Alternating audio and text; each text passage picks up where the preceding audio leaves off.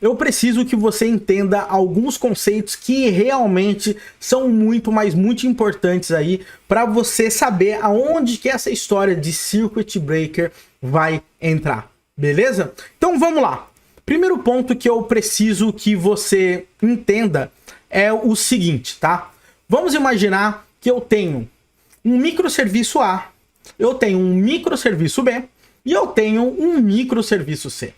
O grande ponto é que o microserviço A ele vai chamar o microserviço B para fazer alguma operação. Mas para realizar essa operação, o microserviço B, o que ele vai precisar? Ele vai precisar chamar esse querido aqui microserviço C. Legal? Então até então, super comum, algo que acontece, vamos dizer assim, o tempo todo quando a gente está desenvolvendo um sistema. Porém, o que acontece? Alguma coisa estranha começa a acontecer a partir desse momento. Por quê? Porque começa a demorar um tempo a mais para o microserviço C retornar a resposta para o microserviço B. Mas o grande ponto é que essas chamadas não são apenas uma chamada. Imagina que eu tenho um monte de gente fazendo essa consulta para o microserviço A, que chama o B, que chama o C. Então, o microserviço B, naquele momento, ele começa a guardar a resposta do microserviço C, né? E segurar essas conexões. Até que chega um momento que o próprio microserviço B não consegue mais segurar essas conexões e ele começa também a ficar lento. Então, o que vai acontecer no final das contas? Todas as novas chamadas do microserviço A para o microserviço B também vão ficar lentas, porque o microserviço C está emperrando tudo aí. Legal? Então, isso aí é um cenário muito claro e muito real do que acontece com muitos sistemas que normalmente aí trabalham com microserviços, tá? Você consegue gerar um efeito dominó, um efeito em cascata muito grande, tá? E o pior de tudo é o seguinte, mesmo o microserviço A mandando um monte de requisição para o B e o B sabendo que o C está com problema, o B ainda insiste e começa a mandar ainda requisições para o C. O C nem desafogou ainda e ainda está recebendo mais e mais e mais requisições. Então, nesse momento, o que vai acontecer aí? O microserviço C, ele vai cair do ar. Chega um momento que o sistema cai, fica saturado e acabou, galera. Não tem mais o que fazer. Serviço C, realmente a gente pode considerar ele fora do ar.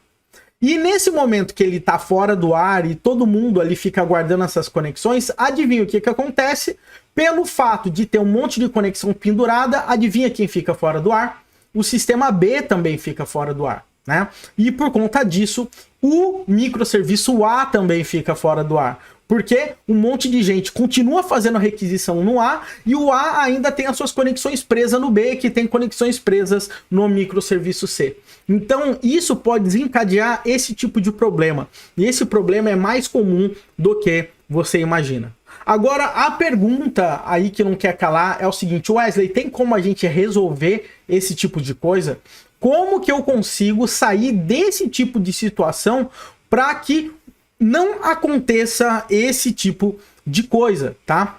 Então, por conta disso, olha só que interessante.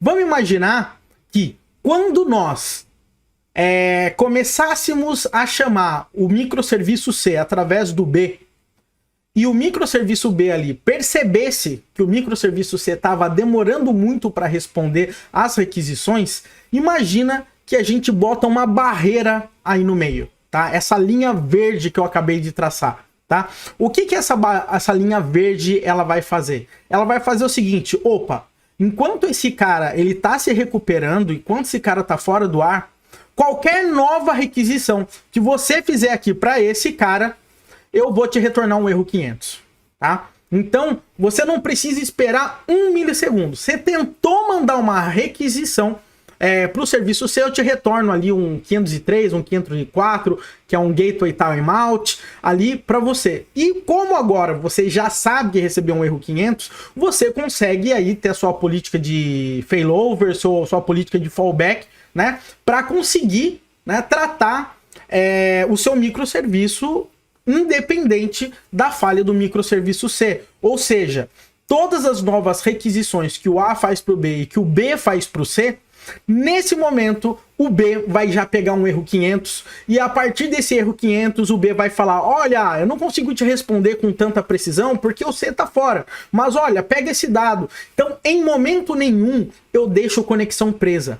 Em momento nenhum, eu faço com que o microserviço B fique insistindo em pegar os dados do microserviço C. Porque eu tenho ali uma parede que está protegendo. E essa parede, inclusive, ela protege por algum tempo, tá? Então vamos dizer aqui, por exemplo, por 10 segundos. Então o microserviço B começa a mandar requisição para o C. Quando a gente percebe que por algum tempo o microserviço C está enrolando, o que a gente faz? Opa, todas as novas requisições que baterem para o microserviço C vão receber por 10 segundos erro 500. Legal? Deu 10 segundos, vamos jogar a requisição de novo. Deu problema, agora é o dobro. A gente vai esperar 20 segundos, tá? E depois disso, a gente espera, por exemplo, 40 segundos, até dar o tempo do microserviço C processar todas as informações e ir entrando no ar, e daí na próxima vez ele recebe uma conexão, tá funcionando e ele vai voltando ao normal. Então a gente dá um tempo para o microserviço C se curar. Isso a gente chama de self-healing, né? Mas se você perceber, essa parede que a gente acabou de colocar aí é o ponto fundamental para que o microserviço C consiga se curar e é fundamental para o microserviço B não ficar, né, aguardando que nem um maluco a conexão. Né? O microserviço B já recebe um erro 500 e ele já trata essa mensagem e segue a vida. Né? Então não tem perigo mais de fazer o microserviço B cair e não tem perigo de fazer o microserviço C ficar pior do que ele já está. Então, se você olhar isso é o que a gente chama de circuit breaker, tá? Vamos imaginar que a gente tem um circuito elétrico que o circuito fica fechado o tempo todo, né? Então, quando a gente tem uma sobrecarga de energia, vamos imaginar, a gente tem o breaker, né, que é como se fosse o disjuntor, ele dá um trip, o que ele faz nesse momento? Ele, pum, quebra o circuito. Então ele garante que não vai chegar nem mais energia para o outro lado, porque poderia sobrecarregar o sistema. Então é mais ou menos isso aqui. Essa linha verde aparecendo é como se fosse o disjuntor, tá? Ficando desarmado para não ter perigo do dado chegar do outro lado e fazer o outro sistema sentar a bunda lá. Maravilha? Agora tem um ponto aqui bem interessante que eu queria que vocês entendessem. Como que eu conseguiria resolver esse problema? Como que eu consigo colocar aquela parede, né? Hoje em dia, a gente tem diversas formas de resolver esse problema. Uma forma de a gente resolver esse problema é trabalhando com o Circuit Breaker, tá? Dentro da nossa própria aplicação. Como assim, Wesley? Tá vendo esse quadradinho cinza que eu coloquei? Esse quadradinho cinza é o nosso Circuit Breaker. Ou seja, a gente pode usar alguma biblioteca dentro da sua linguagem de programação preferida, você pode implementar uma solução, mas normalmente essas bibliotecas a gente fala o seguinte, olha, quantas requisições eu posso mandar e dessas requisições quantas podem falhar? E dessas que falham, quanto é o timeout máximo, né? E quantas requisições, se falharem ou demorarem por tanto tempo, a partir de qual é o momento que eu paro de mandar requisição?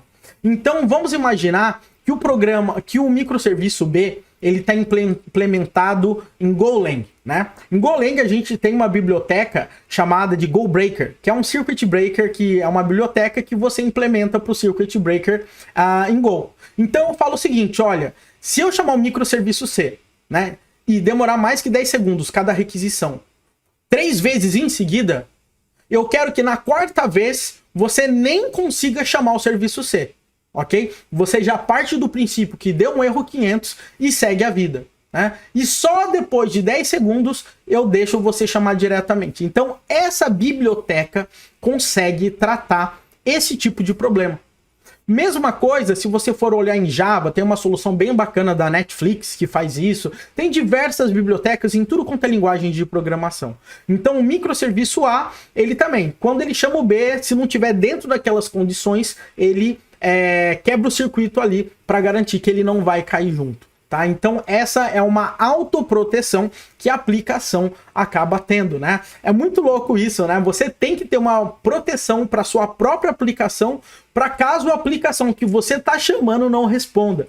É muito louco isso. Agora, trabalhar dessa forma tem um pequeno problema, tá? Vamos imaginar que o microserviço A é feito para a equipe A. O microserviço B é da equipe B e o microserviço C é da equipe C. O microserviço B, a galera do microserviço B vai programar esse circuit breaker com uma configuração que eventualmente é diferente da equipe A, né? Então o padrão de circuit breaker que a equipe A está usando é diferente do padrão que a equipe B está utilizando, né? E às vezes eu quero mudar um pouco esse padrão, eu quero mudar os números, eu tenho que sair fazendo deploy da minha aplicação o tempo inteiro. Por quê? Porque o código, né, a mudança está no código fonte. E às vezes o desenvolvedor, naquele time apenas, ele não consegue ter uma visão do todo e entender, né, como parametrizar aquilo ali. E é por conta disso que hoje em dia a gente tem algumas soluções, inclusive de Service Mesh, que ajudam a gente na seguinte forma. Vamos imaginar que eu tenho a aplicação A e ela vai chamar a aplicação B. Mas o que que acontece? A aplicação A e a aplicação B, elas não são mais chamadas diretamente. Elas têm um proxy entre elas. Então, quando a aplicação A chama a B, ela está chamando primeiro o proxy, que fala com outro proxy, que daí fala com a aplicação B.